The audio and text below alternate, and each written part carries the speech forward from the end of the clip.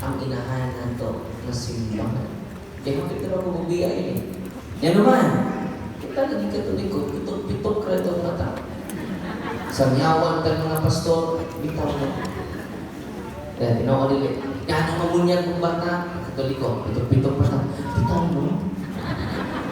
Nga ano doon may mga Diyos-Diyos, kaya ipawal mo na sa Biblia, Exodo 21:5.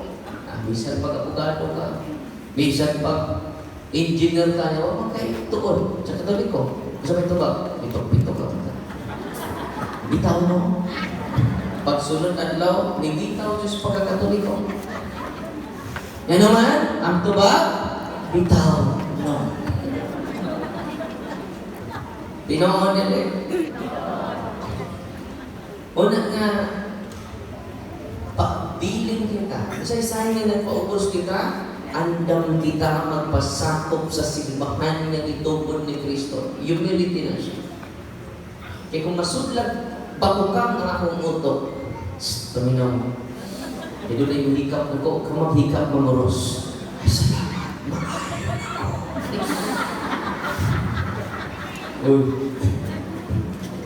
Sunod adlaw, i-announce ni Father Darwin sa iyang Facebook account, I am the appointed son of God. I-announce na ko. Nakakita ko sa iyang post. Dili mo kasunod sa langit kung dili mo agi ka na ko. Ginahanglan magpapirma mo na ko. Unang litubag po ko sa iyang i-post ito sa post. Asa na ka, pastor? Kay magpapirma na ko nimo.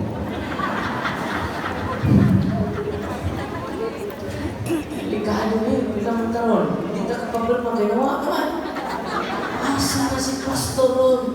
Kay magpapirma taron-tanan. Kaya di rin matagkasuot sa langit kung may pirma niya. Nasa si pastor ron? Atong pa sa balita, iksa ka na sa langit. Kauban ni Alex Go. Si Jesus isa ka na o si Mama Mary. Si Mayor Alex Go. Naman na po. Asa silang tago? Sa Pogo.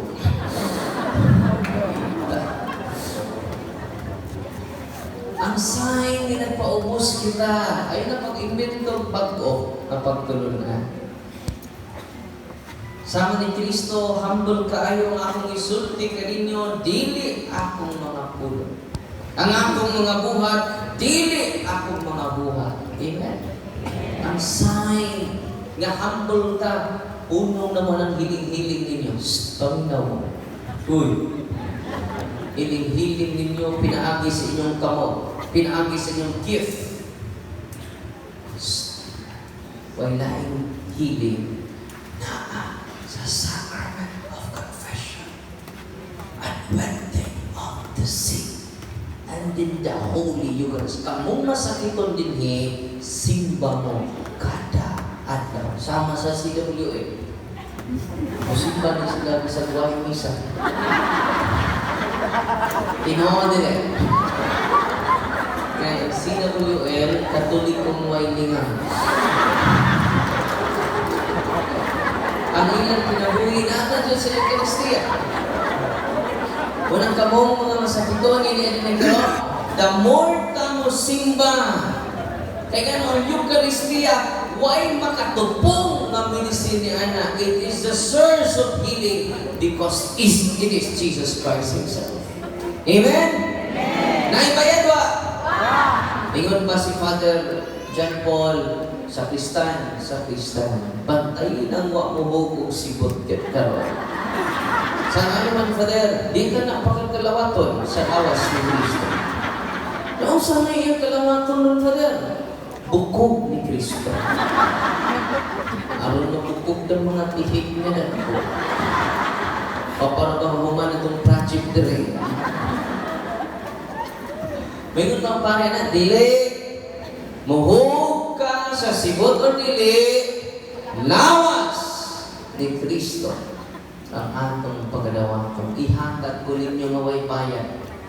Ingon nga ihatag ko kini ninyo nga way bayad, ipanghatag usab kini nga way bayad. Nabay entrance fee ang atong simbahan kada Domingo.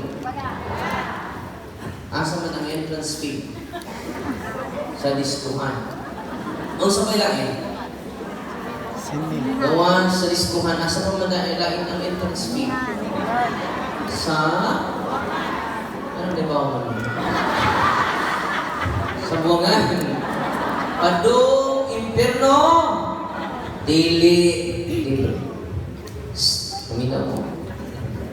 Asa may mong isudlan? Sa libre or sa dunay entrance fee? Libre dyan. Daghan kay kaayo. Ikaw mo magkaayo na to? Si Kristo. Dili si Father Darwin. Kami na mo. Kasi manuol mo na ko unya.